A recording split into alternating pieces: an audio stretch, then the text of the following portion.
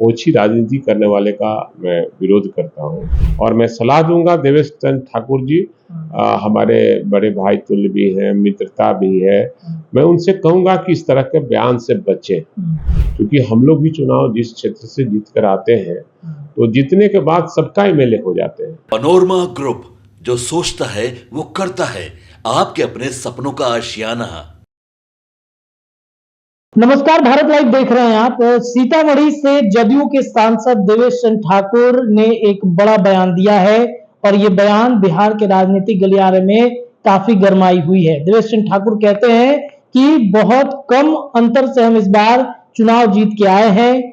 जिन मुसलमान और यादव के लिए हमने काम किया उन लोगों ने हमें वोट नहीं दिया है, तो उनके लिए नसीहत यही है कि चाय नाश्ता कराएंगे और फिर हम उनको भेज देंगे, यानी कि उनका कोई भी काम हम नहीं करेंगे। क्या वाकई में भारतीय जनता पार्टी जो लगातार ये कहती है कि हम यादव और मुसलमानों के हितैषी हैं, या फिर एनडीए गठबंधन हितैषी है, जिस नीतीश कुमार की पार्टी को चर्चा होती है कि वो अल्पसंख्यक समुदाय के काफी ज्यादा हितैषी हैं, उनके सांसद ऐसा बयान देते हैं? इस पर प्रतिक्रिया लेने के लिए भाई वीरेंद्र आरजेडी से विधायक, इनके पास चलते हैं। सर, देवेश चंद्र ठाकुर के बयान को कैसे देखते हैं? देखिए, इस तरह से राजनीति करने वाले हर व्यक्ति को बचना चाहिए। जिस तरह से बयान उनका आया है एक जाति विशेष के लोगों, एक धर्म के लोगों के विरुद्ध में, ये ओछी राजनीति है।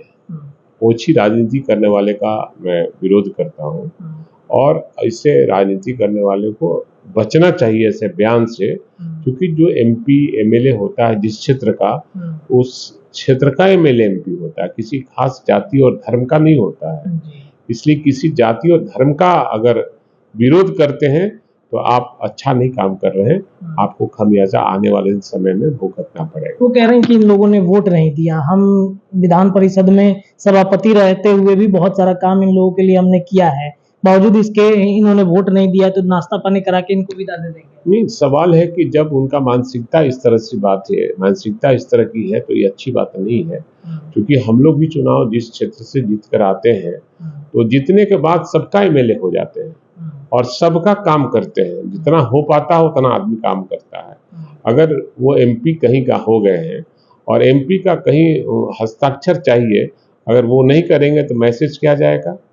इसलिए उनको पढ़े लिखे आदमी हैं, अच्छे लोग हैं, उनको इस सब चीज बयान से बचना चाहिए। और मैं सलाह दूंगा देवेश चंद्र ठाकुर जी हमारे बड़े भाई तुल्य भी हैं, मित्रता भी है। मैं उनसे कहूंगा कि इस तरह के बयान से बचें। एनडीए गठबंधन में जदयू या फिर भारतीय जनता पार्टी यादव और मुसलमानों के हितैषी खुद को बताती है, लग रहा है? मैं दूसरी बात कर रहा हूँ, कोई भी पार्टी को इस तरह का भाषा का प्रयोग नहीं करना चाहिए। अच्छा, एक सवाल। नवल किशोर यादव कहते हैं कि 4 सांसद जीत के आए हैं, कंधा देने वाले 4 लोग ही जीत पाए हैं, वो लोग इतनी बयानबाजियों क्यों कर रहे हैं? आरजेडी को उनको पता नहीं है कि एक सीट भी हमारा पहले नहीं था, अब इस बार 4 सीट जीत कर आए हैं। जीतते तो और 10-12 सीट जीतते, लेकिन क्या कारण ईवीएम हैंग हुआ, क्या हुआ नहीं हुआ, ये तो आप सब जी जानते हैं। तो इस सब बयान नहीं देना चाहिए। राजनीति में कौन हारता है जीतता है, एक सीट नहीं था हमारा 4 सीट हो गया।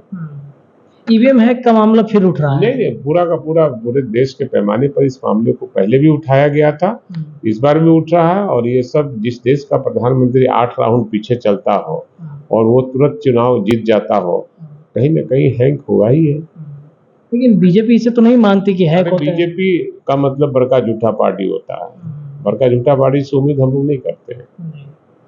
जिस तरीके से देश भर में, सर एक अंतिम प्रश्न है, देश भर में रेल हादसे काफी ज्यादा बढ़ चुके हैं। एक समय था नीतीश कुमार ने इस्तीफा दे दिया था इसी रेल हादसे को लेकर के, इसको कैसे देखते हैं? मैं पहले जो मृत व्यक्ति है, परिवार है, जिस घटना में लोगों की मृत्यु हुई है, मैं उनके प्रति पहले संवेदना व्यक्त करता हूँ और उनके परिवार को दुख सहने की शक्ति प्रदान भगवान करे, और मृत आत्मा के प्रति हम श्रद्धा सुमन अर्पित करते हैं। और पता नहीं मोदी जी की सरकार, एनडीए की सरकार में जिस तरह से रेल घटनाएं हो रही है, पहले ऐसा नहीं होता था। हमको लगता है कि जिस तरह से ये बिजनेसमैनों के द्वारा सब रेल सब बेच दिया है, इस वजह से इस तरह की घटनाएं घटी। नई तकनीक पैसा कमाने के लिए लोग कर रहे हैं, इसलिए इस तरह की घटनाएं हो रही है। निश्चित रूप से मैं मांग करूंगा कि प्रधानमंत्री जी मृतक परिवार को 10-10 करोड़ रुपया दें और उनको सरकारी नौकरी उनके परिवार को देने का काम करें, और जो मंत्री हैं उसके इस्तीफा नैतिक जिम्मेवारी लेकर इस्तीफा दे देना चाहिए।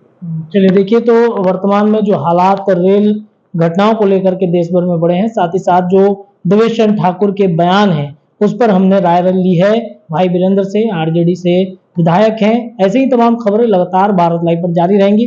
जुड़े रहिए हमारे चैनल के साथ। बहुत बहुत धन्यवाद। पनोरमा ग्रुप, जो सोचता है वो करता है। अगर ये वीडियो पसंद आई और वह बिहार के राजनीति और बिहारियत से सरोकार रखेनी तो सब्सक्राइब बटन दबा के चैनल के सब्सक्राइब कर ली।